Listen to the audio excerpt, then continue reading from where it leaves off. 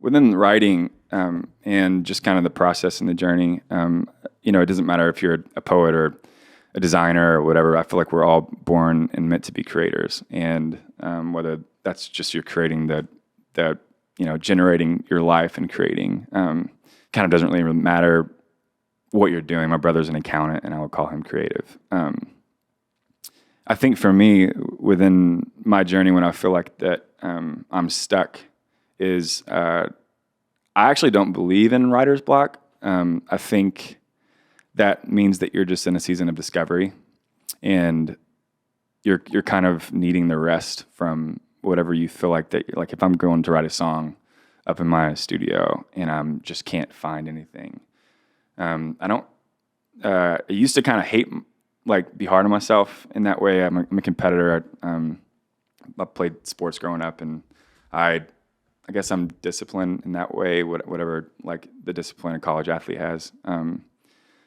But I think if you find you're in this season of writer's block, if you want to call it that, I would argue to say that you might be in a season of discovery, whether that be, for me, it's like discovering a new artist or getting back reacquainted with nature, or just allowing myself to live life and not beating myself up for not being able to fabricate some beautiful song up in my loft every day.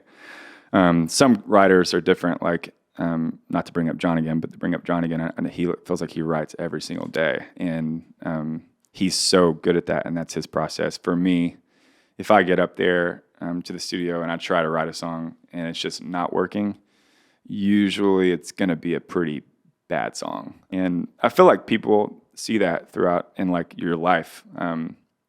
Whatever you're creating, it needs to mean something, and it needs to come from a place that is filled with passion and rage and energy.